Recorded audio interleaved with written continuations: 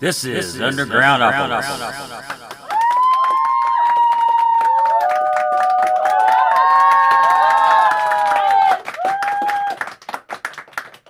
I'm here with Screamin Jack Novak. Going to be discussing East Coast, West Coast, in between, which I've listened to already. And let's just ask him describe it in his own words. I mean, we're a punk rock band, high energy. Our fast and loose rule is all the songs have to be at least 150 beats per minute. Although we do have two songs on this last album that clock in at just under 150. But by and large, that was just the idea of the band, just to have what we think are or hope are well-crafted pop songs, but fast and loud and guitar driven and in your face, and sort of harken back to like the late 70s, early 80s punk, new wave, vintage synth over loud rock guitars kind of vibe. This isn't your first project or only project, though, is it? No. We have before this, my other project that I've done, I think we've done 7 albums, maybe. I forgot. It's called The Cringe. And The Cringe is more of a, let's call it like a classic rock meets grunge rock kind of vibe. Certainly no hard and fast rules about how fast the tempo needs to be. But with The Cringe, I was striving to do more of something like The Who, Pearl Jam, Foo Fighters kind of thing. And with, Fastest Land Animal, I was thinking more like Eagles of Death Metal meets Husker Du meets the Ramones. So I also have, we haven't recorded anything yet with this other side project, but we call ourselves the Hootenanny. And it's basically, we play bluegrass. I play banjo. And we do bluegrass versions of rock songs, you know.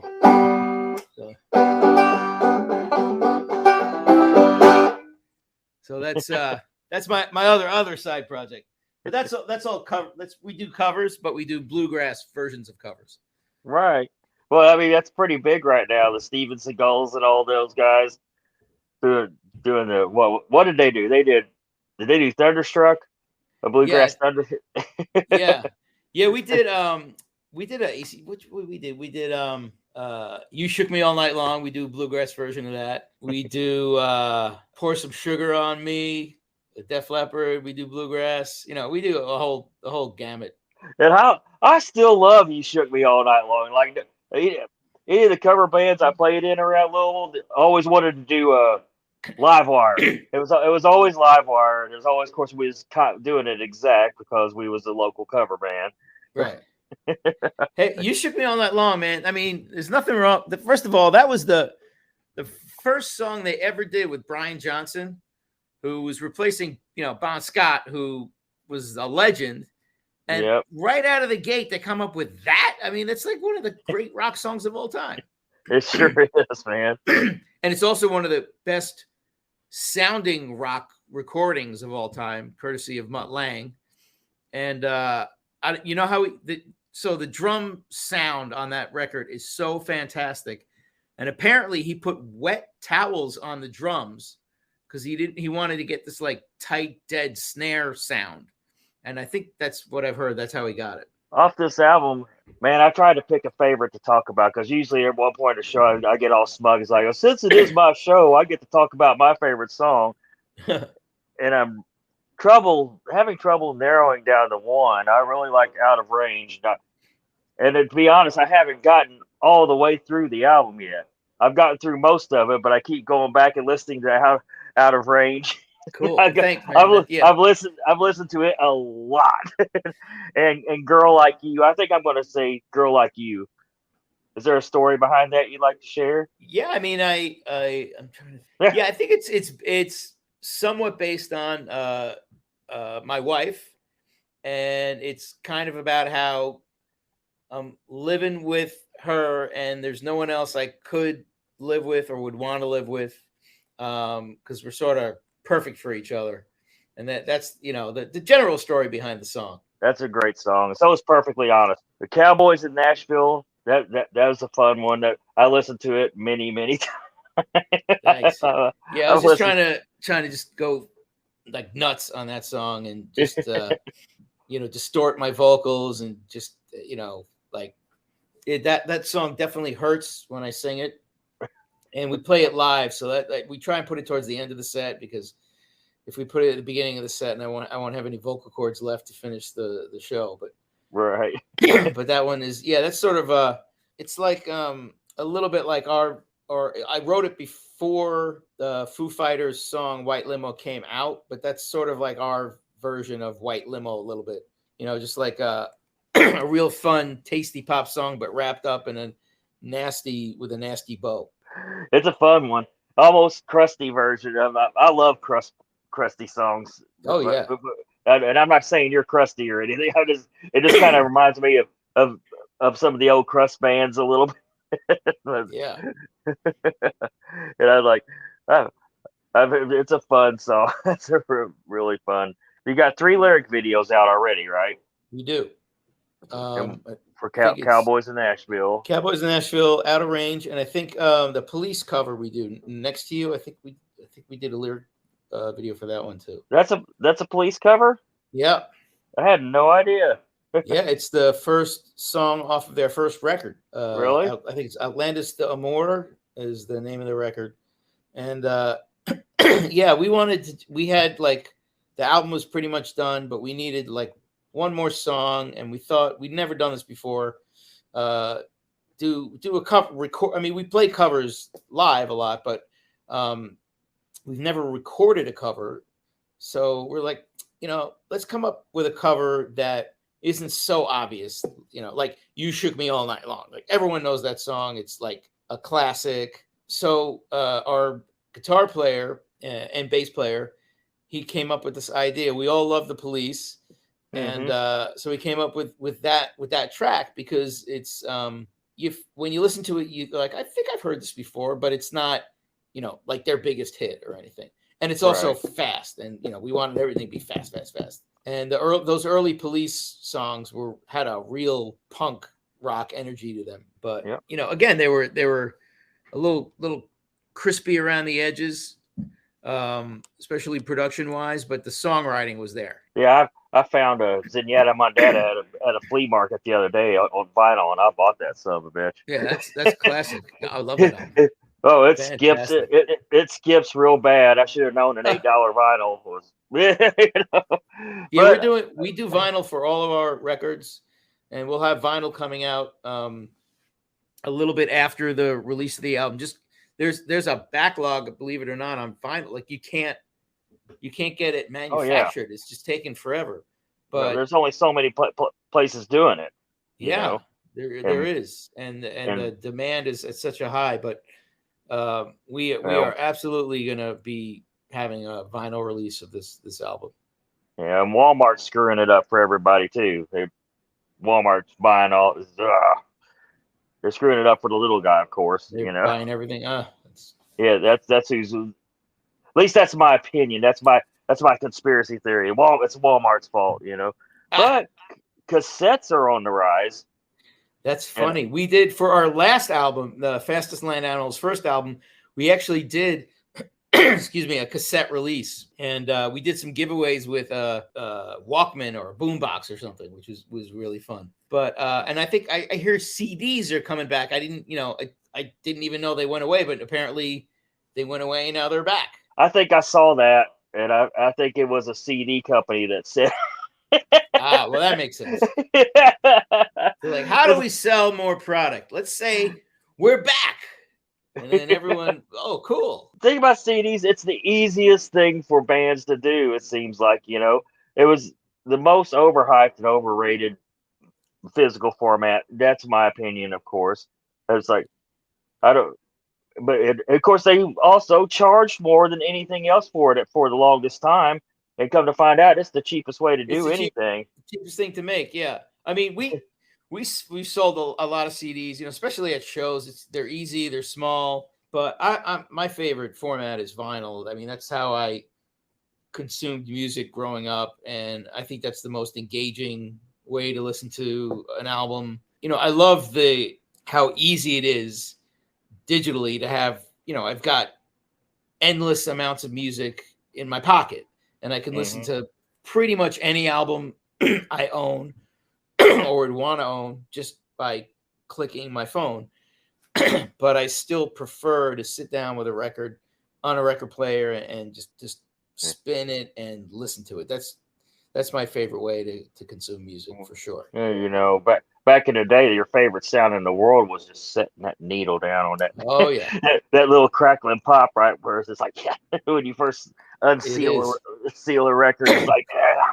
Plus, a record's pretty big compared to a CD, which is smaller, or digital, which doesn't exist. So right. you can have something to look at while you're listening to the record, and you can read the liner notes and learn about who played what instrument on what track, and have cool artwork, maybe lyrics to look at, and you can read about the producer and where they recorded it, and all these fun facts. And that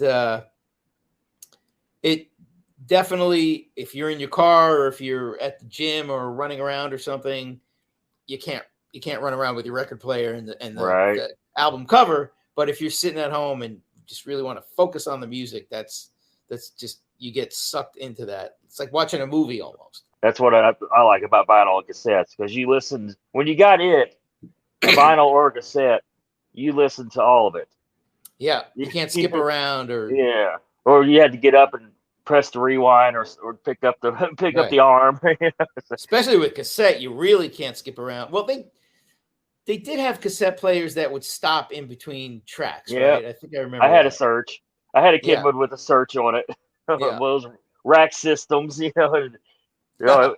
was great too, man, till it quit. But it lasted a very long time. Or the tape would spool out of the cassette, and you'd have to get a pencil and the number 2 pencil and kind of twist it back in. I found a cassette of Cinderella's Long Cold Winter. I live right by a pretty active flea market. I go over there quite a bit. Watch for vinyl. I found a cassette of Cinderella's Long Cold Winter. No, it was a Heartbreak Station. Cool. And played it once, spun all the tape out, and it's not playable anymore. Yeah, that was like you'd go shopping for records, and in the summer, leave the records in your car and go to lunch or whatever, and then you'd come back to your car and the record was warped and you couldn't play it anymore. Wake up your mind with premium organic coffee that's really, really good for you. This isn't just any regular cup of joe. Four Sigmatic's best-selling coffee enhances focus, boosts your mood, and even supports your immune system. Four Sigmatic coffee is mixed with functional mushrooms like lion's mane and chaga. These superfoods are some of the most steady, wellness-supporting supplements on the planet, now easily mixed into your daily favorites. Guaranteed delicious and loved by thousands, over 1 million cups served, 100,000 plus monthly subscribers, and over 30,000 5-star reviews. Try it risk-free, and if you don't love it, you get your money back. Use the code ROBUNDERGROUND to subscribe and save 30% off your subscription. It's 20% without it. Or you can just click the link in the description, or be sure to try Four Sigmatic Natural Coffee. You plan on launching a tour for this album? For sure. We actually we were out on tour in late spring. Late spring through the summer until the fall. We were on tour all over the Northeast and New England and a little bit in the Midwest. And then we, for the holidays and the fall, we all went back home. But we are planning on going back out on the road. Better come through Louisville. Oh, for sure. Yeah, man. We played Louisville a bunch and with my other bands, and it's a great town. And this time, where would you book at? I'm just curious. Would it be like headliners, or do you remember? Or? Yeah, well, we played. I think we came through there with Motley Crue and Alice Cooper. Oh wow! So I think we played. You played there. What's the arena there? The Yum Center. Yeah, I think that's where we played. Wow! But then we came back around also with oh man, who was it with? I think we might have been with Tesla. What? Not the car company, the band. Bro, Tesla. I know who Tesla is. Yeah. We toured a lot with those guys. They're our buddies. And then we probably would have played whatever venue is like 2,000 or 3,000 capacity. That would have been where we played, but I can't remember the name of it off the top of my head. It may have been Mercury Ballroom or something like that. Oh yeah, that sounds about right. Yeah, that would be. I was gonna say headliners. I don't know. You might be 200-300 capacity, but it's a great venue. It's just small. But yeah, but definitely I'll be watching, so you can let me know. Now, did you produce the album yourselves? No, we worked with. This is, I think, between the Cringe and Fastest Land Animal. This is, I think, the fourth or fifth album we did with a guy by the name of Don Gilmore, and he's a producer. He did the first 2 Linkin Park records. He's worked with Eve 6. He's worked with Lit. He worked early on with Soundgarden and Pearl Jam. Came out of the whole Seattle thing. So we have a real good rapport with him. He's really fun and easy for me to work with personally. And especially this last album and the album before, the first Fastest Land Animal album we recorded during COVID lockdown. And the second one we started, lockdown was basically ending at that point, but we recorded all this stuff remotely from our home studios. I'm sitting here in my home studio in upstate New York. My guitar and bass player is out in Arizona. Don Gilmore, the producer, was on the West Coast, and our drummer is in Houston, Texas. And we all worked remotely from our home studios over computer, and then glued the whole thing together. And that, hence the name East Coast, West Coast, in between, because that's where we all were located when we recorded it. But working with Don, especially as a vocalist, is really easy and fun. And I would just record my vocal takes here. I think Don, actually, we figured out how he can control my recording system from the other side of the country. So he was recording me. I was singing into my mic here, and we would just do, a few takes of a song, and we worked so quickly and so efficiently that we would do like 3 songs a day, and he'd be like, "I got it. Let's move on. Let's do something else." So that makes it, easy, because as a singer, it's really like you can get take it personally, and then you start to shut down creatively because you feel like you're not doing it right, and then it feels forced. But Don doesn't do that to you. Don, he's like, "Yeah, that's it. Maybe you can beat it. Try it again." But he knows if I already did the best take, he's like, "We're good. Let's move on." So it's really, I love the process of working with him. Well, when I was doing the research and doing the lyric videos, I came across Answer in My Head, and I absolutely love that freaking video. There will be a description link in the description. I sent it to TVs. Yeah, I sent that video to probably 12 people that night. Oh, cool, man! Thank you. I was like, you gotta see this. You gotta listen to this song because it's a great song. And I'm trying not to take up too much more of your time here. Is there anything else you want to add in before we wrap it up? You got a Bandcamp website, anything like that? Yeah, I mean, just go, if you look up Fastest Land Animal.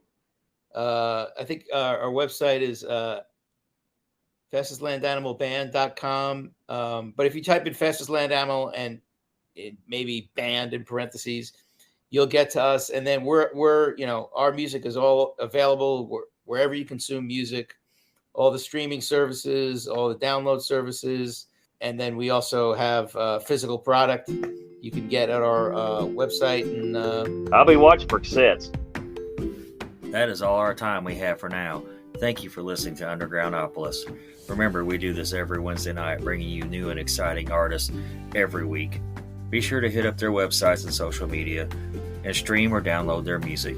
If you like this show, please follow us on Facebook, Instagram, Spotify, any streaming platform, and leave us a review as well. I'm your host, Rob Lyon, signing off.